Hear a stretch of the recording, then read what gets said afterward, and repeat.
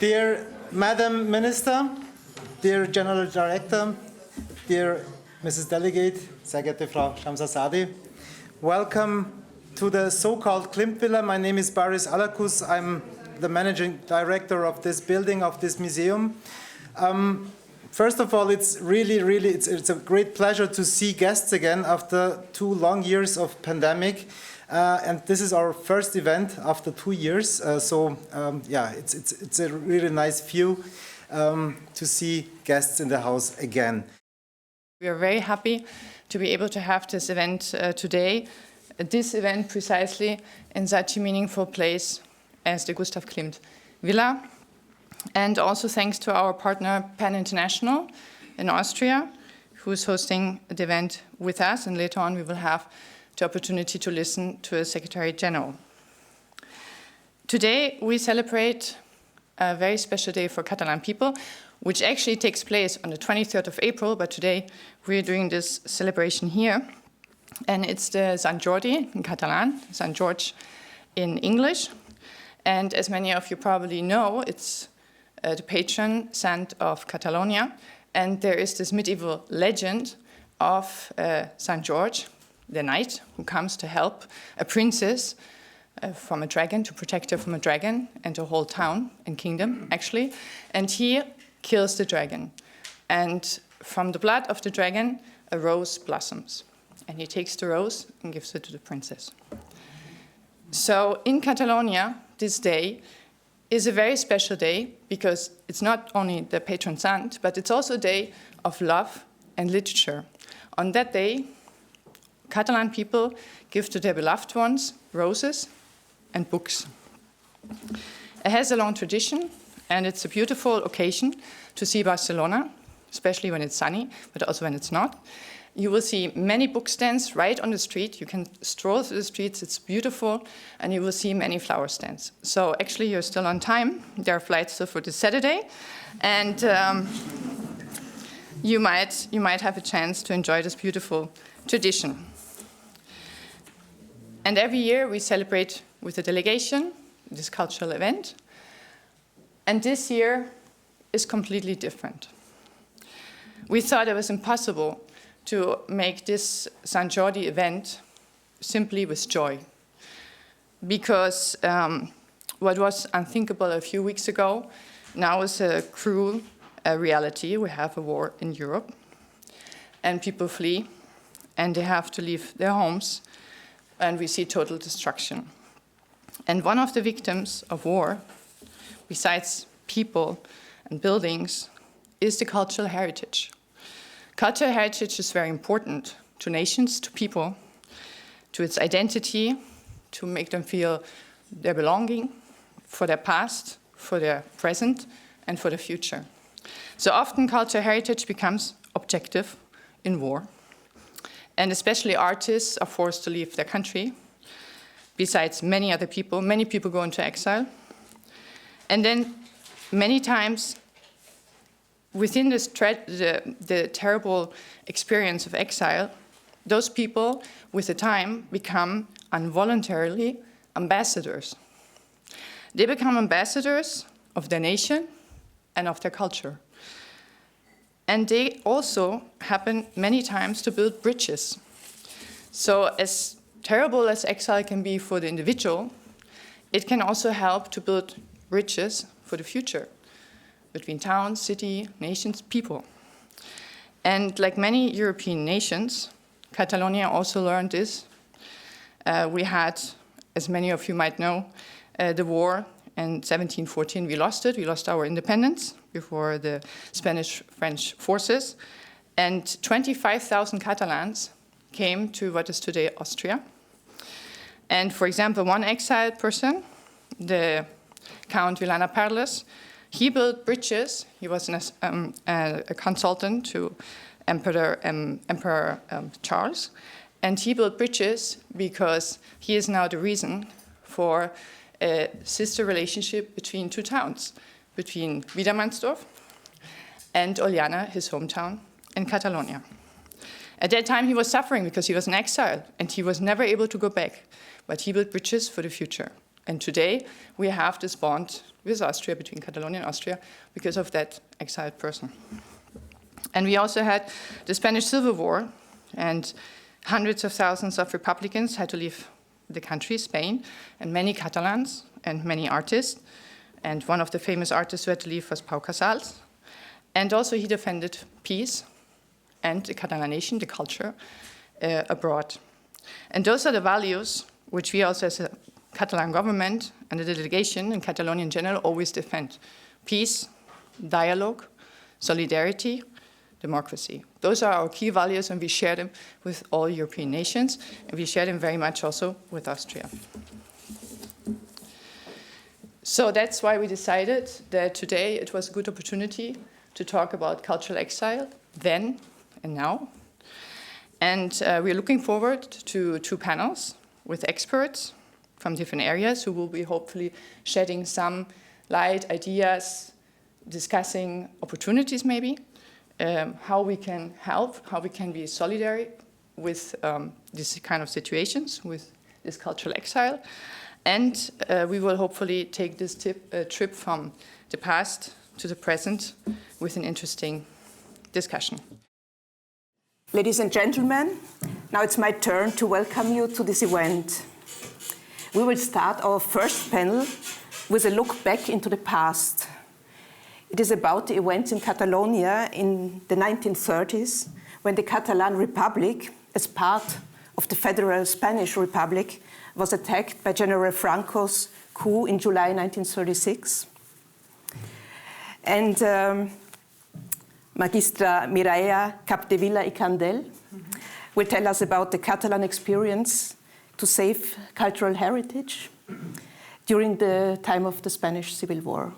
In the case of Catalonia, these questions must be asked in the context of the Spanish Civil War and in the 1930s. Catalonia, it's true that it was an autonomous, a pioneering, and also an exceptional region in the management of the cultural heritage and also the cultural production. And I would like to explain that last year, unaware that we would be extremely current due to the outbreak of the war in Ukraine, we inaugurated an exhibition called Museum in Danger, Safeguarding and Organization of Catalan Art during the Civil War in the Museu Nacional d'Art de Catalunya, in the National Museum of Art of Catalonia. This exhibition was curated by Professor Francesc Vilanova and myself.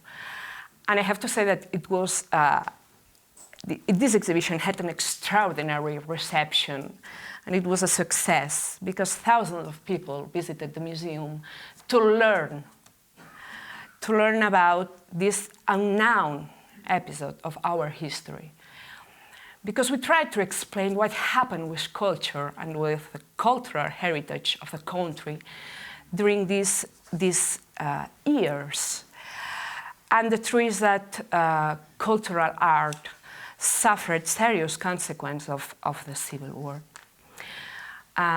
In the face of the fascist insurrection and the subsequent outbreak of revolutionary violence, Catalan authorities respond with an extraordinary effort to safeguard and organize the heritage. And I will try to explain this idea because it's very important. And I would put a special emphasis in one point, that is to explain the singularity of the Catalan case. Because Catalan art was exposed to two consecutive dangers during this year. First, that of revolutionary anarchists, and then to the Franquist. I mean, during the first month of the war, especially summer 1936, the Catalan government had to protect the cultural heritage of the country from the revolutionary violence of anarchists who had risen to counter Franco's coup d'etat. But what happened after? Then, from the autumn of 1936, the danger changed hands. Because when this first fire was extinguished, the threat of the fascist war arrived. I mean, that then started 3 years of extraordinary civil war, 3 years of a systematic war against civilians, 3 years of bombing of Italian, German, Spanish fascist aviation against Catalan territory. And it's obvious that cultural heritage had to be protected from this danger. So fear of bombings was the main reason for moving, for hiding, and also for relocating the country's cultural heritage to areas furthest from the front. So this is the singularity of the Catalan case, because he had to protect the cultural heritage from two consecutive danger. So in Catalonia, between 1936 to 1939, Catalan government, the Generalitat, invested an enormous amount of efforts and resources to preserve this artistic heritage. And the question is very easy. What did they do to protect it? So they do so in various ways and with complementary strategy. And I will try to explain the main ideas to understand this policy to protect the cultural heritage. I don't have more time, but just to know it that, first of all, they created a large deposits of cultural works in safe places of the real world. I mean that in the first month, the largest and more important deposit was that of Barcelona and Palau Nacional d'Art de Montjuïc. But as the war was the war-front approach to Catalan capital, art deposits have to move north toward France, to move them away from the war front. So it's easy to explain and to understand that there were different deposits of work arts during the war. And now from these historical aspects, I will now move to the present. And our next speaker is Professor Dr. Friedrich Schipper, who will address various conflicts of today and questions of cultural property protection in this context. In war, the destruction of cultural property and the killing of people always goes hand in hand. The ethnic cleansing and the cultural cleansing of landscapes always goes hand in hand. And this is why it is important that people, experts, deal also with the aspect of cultural cleansing, because it is an integral aspect of ethnic cleansing as well. We can see that in the Ukraine today. We saw that on the Balkans. We can see it in Syria, in Mali, and everywhere we observe conflicts. And it is not without any reason that among the many human rights that are assembled in the Universal Declaration of Human Rights. There's also an article, I think it's Article 27 or so, which grants us the right of access to our own culture.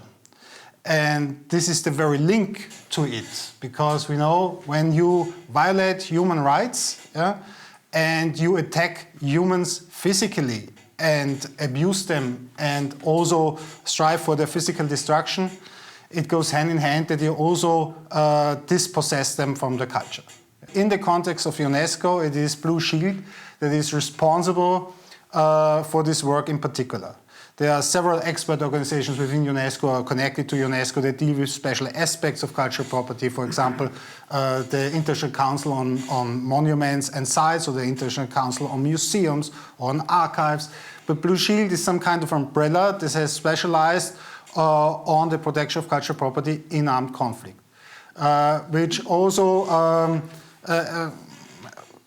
has the effect that many of the scholars that work within Blue Shield have some kind of military expertise or training, so that we are able to move and go on within a theater of conflict when it is not already stable or safe, to perform fact-finding missions and find out about the real state of affairs and what's going on.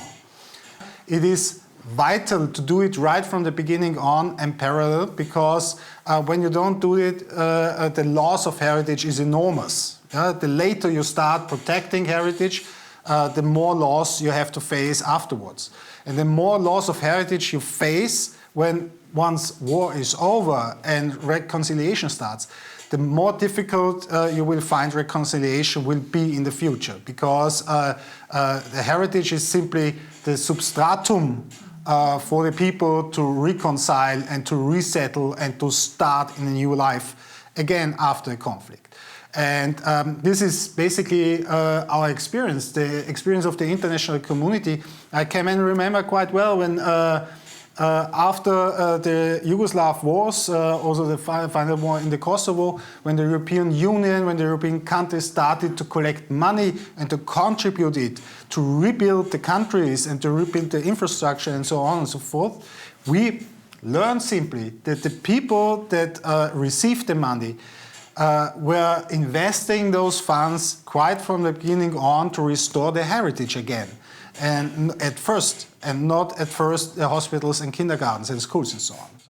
Heritage, in whatever form, I think that has become as an instrument of punishment. I mean that heritage is like a hostage in the hands of the enemy, you know, because if you want to destroy your enemy and you destroy the culture of your enemy, you are destroying the identity of the enemy. In the current war in Ukraine, for example, and the current war is a current war since 2014 and not since 2022, we saw until today a lot of destruction of cultural cleansing. And even before, when Russian military actions, I think that's according to Russian reading the right word to it, Russian military actions, starting in Chechnya, but also in Georgia and so on, were always accompanied with cultural cleansing. When, for example, Abkhazia was conquered and taken off Georgia, we have documentation that, for example, all the old Georgian churches were ripped off its original Georgian images and replaced by other images.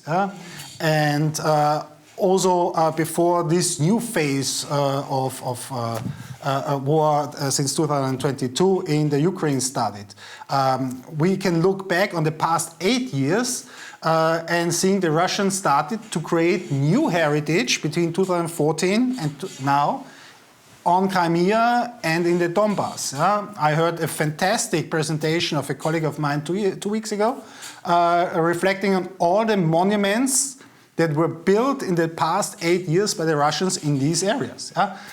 So monuments and heritage is extremely vital, and it's also at the core of any political agenda. Good evening, distinguished guests and friends. It's an immense pleasure for us, for PEN Austria, to co-host this program.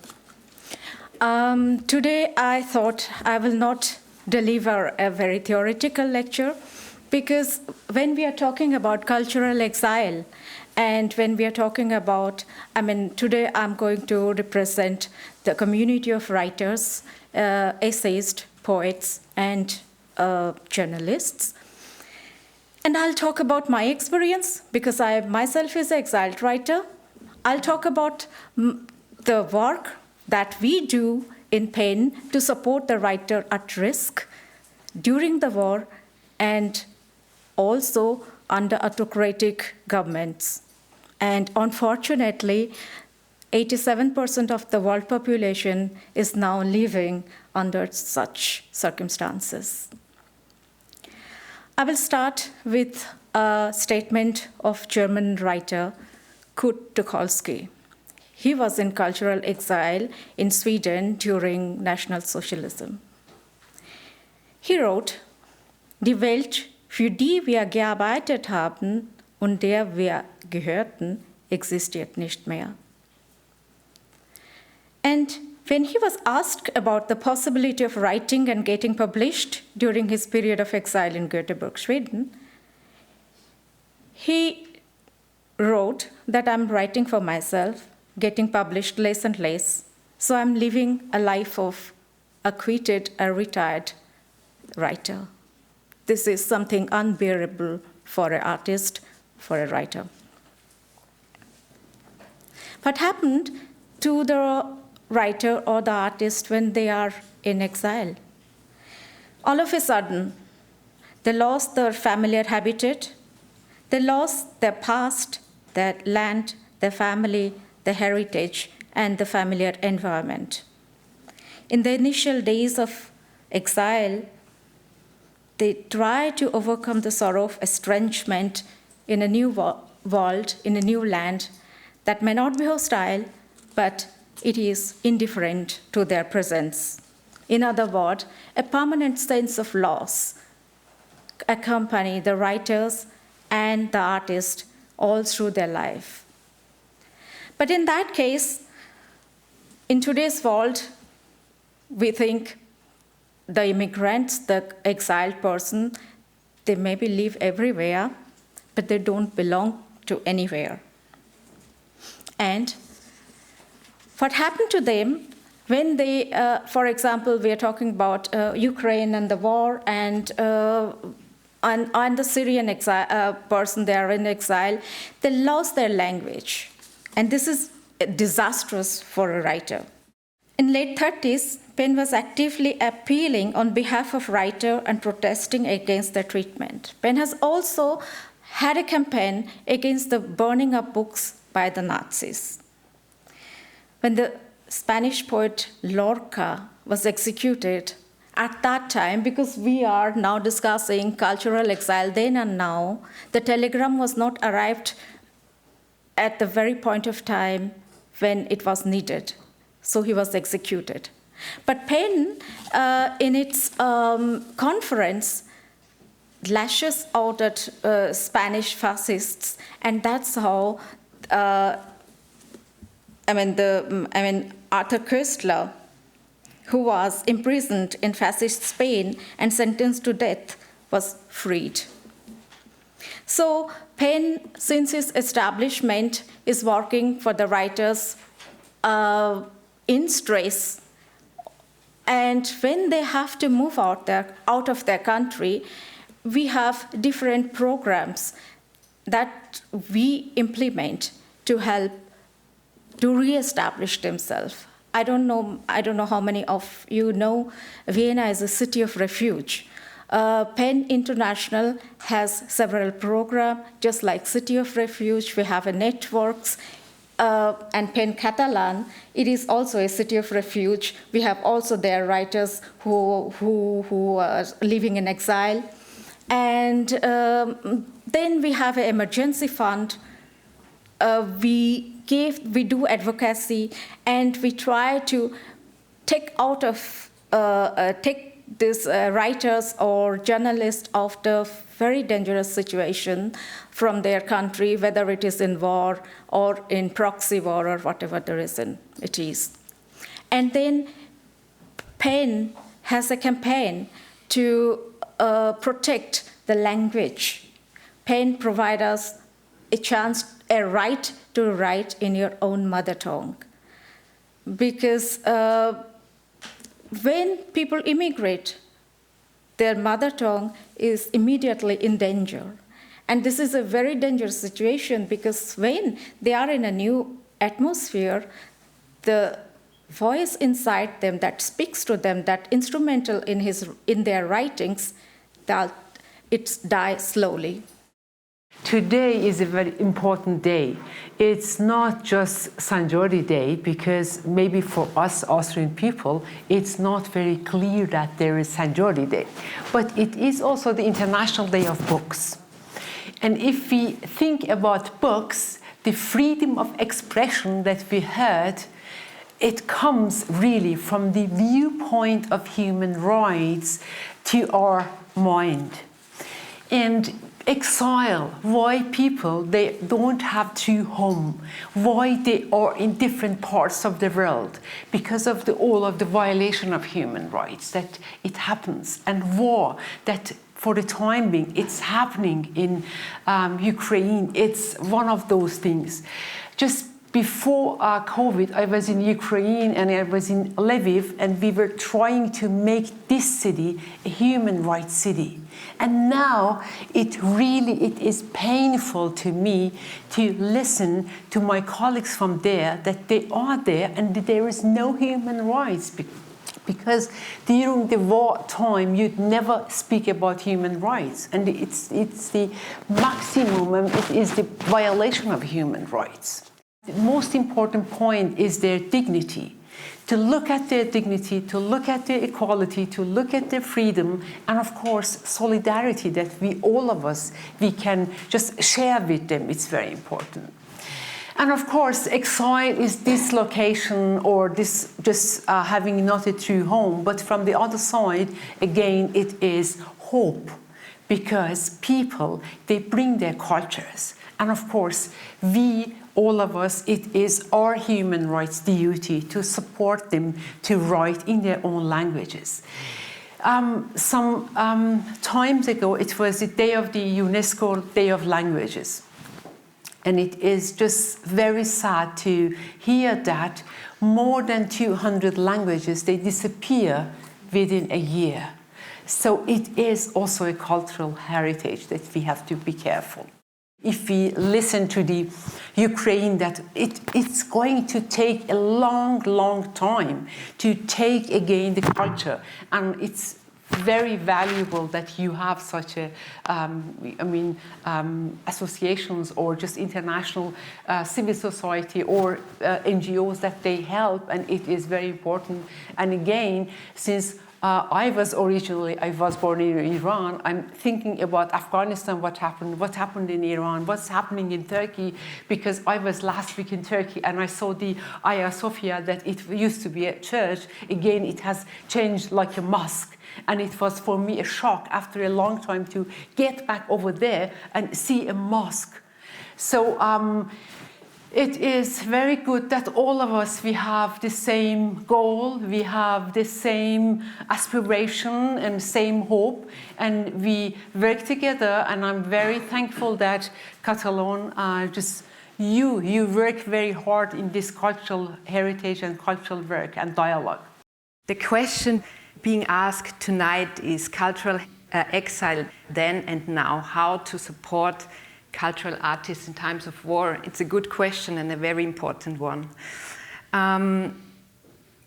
As I mentioned, I was working for Kiev Biennial in 2015, and we got to know and we met the cultural contemporary scene in Ukraine quite a lot, and it was very interesting. We, in the Kiev Biennial, we involved the local scene. We brought international contemporary audience to Kiev, and you can imagine it was in 2015, so it was right after Euromaidan happened.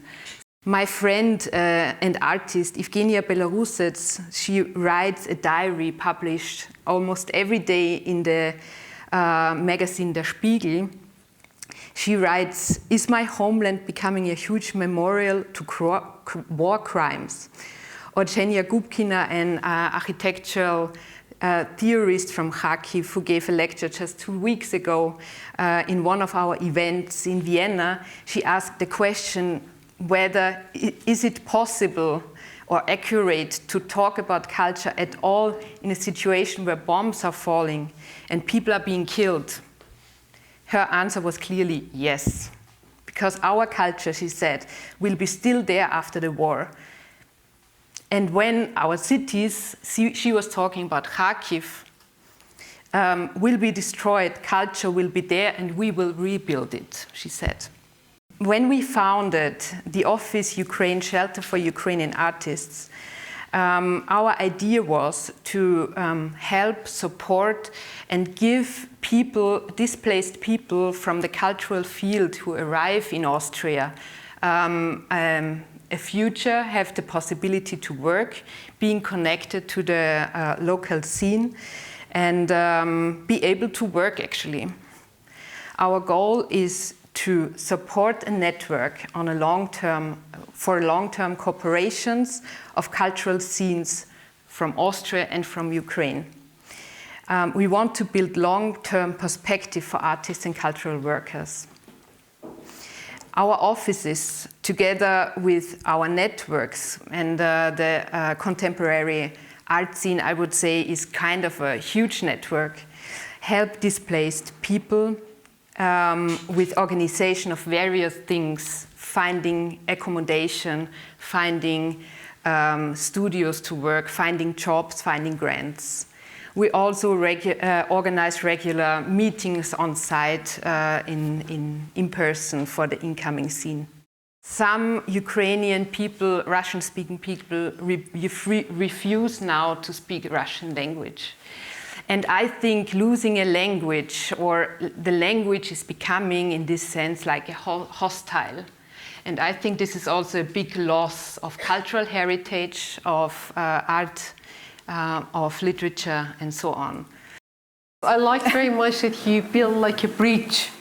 You know, we tell usually human rights, they are the bridge that they bring the people together. And you work like a bridge, or just you act like a bridge, and you bring people from Ukraine. And what really, I appreciate that you told that whoever that has just displaced from his or her own country, and you work with all of them and not just now and for Ukraine people. It's very also important, I think, because equality is very important. I think that the bridge is actually art and culture, I think. Both, yes, yes. Yeah. Yeah.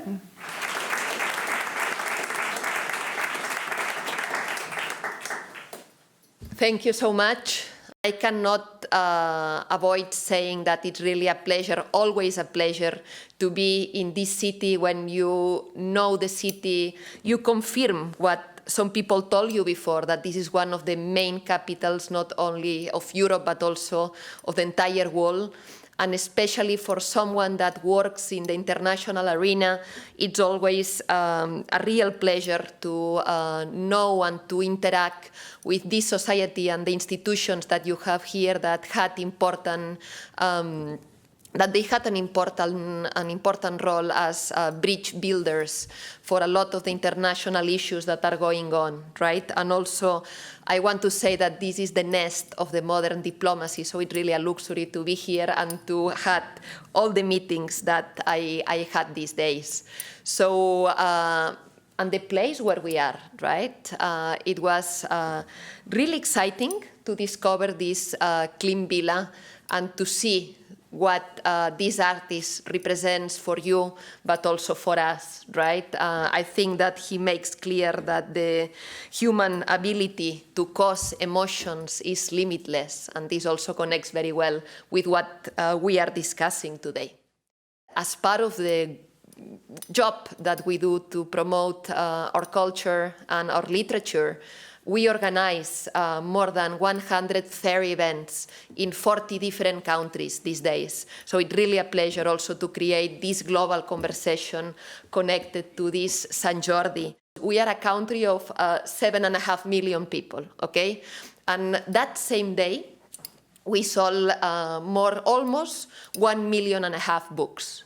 So that's the size of what it represents for us. And then the conversations that took place here today connect very well with what a war represents for culture and for heritage and for exile. And I've been, as I said, closely following all the reflections that what you say. And in a previous panel, you mentioned that really when you want to destroy a country, you want to destroy the culture, right? Because destroying the culture, you erase the legacy of the previous generations. And as it has been also said at the very beginning in the first panel, this is something that in Catalonia we know well too, because we were close at the time to lose this culture when any sign of any expression of being Catalan and our language itself was forbidden for more than 4 decades, right, during the Franco dictatorship and other dictatorships in the past. But especially, of course, we have in mind, all of us, that one. A dictatorship that also forced people on exile, like we see these days also that it happens in Ukraine. And I want to share with you that we are especially thankful, to celebrate Sant Jordi, because this also means that the culture and the Catalan culture and everything that this implies survived, right? And that we are still growing that, and we have the capacity to bring something good to the humanity that is the celebration of this day of culture and books and roses. When we think about exile and when we think about culture, the name that comes to our mind is the name of Pau Casals, right? We have been celebrating him. We have been celebrating the 50th anniversary. He received 50 years ago the United Nations Peace Medal, right? And we have been celebrating him not only in Catalonia, but also through the network of delegations that we have around the world. And as you know, he was, of course, a renowned musician, cellist, right? But he was more than that. He was a person that connected his music, that connected his talent to freedom and democracy. For example, he didn't want to play in any country around the world that supported directly or indirectly the Franco regime. So he connected the music and the values. And this also explains well how we understand this in Catalonia.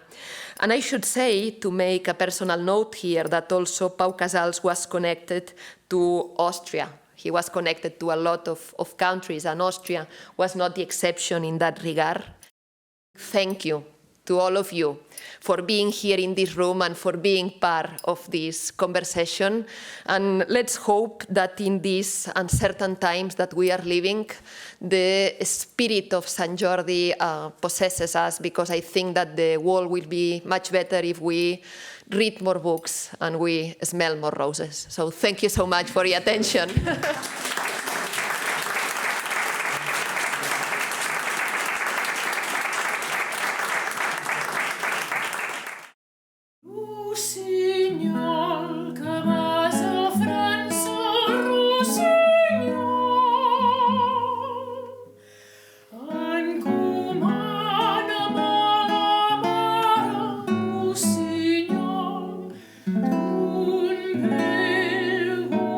Buscar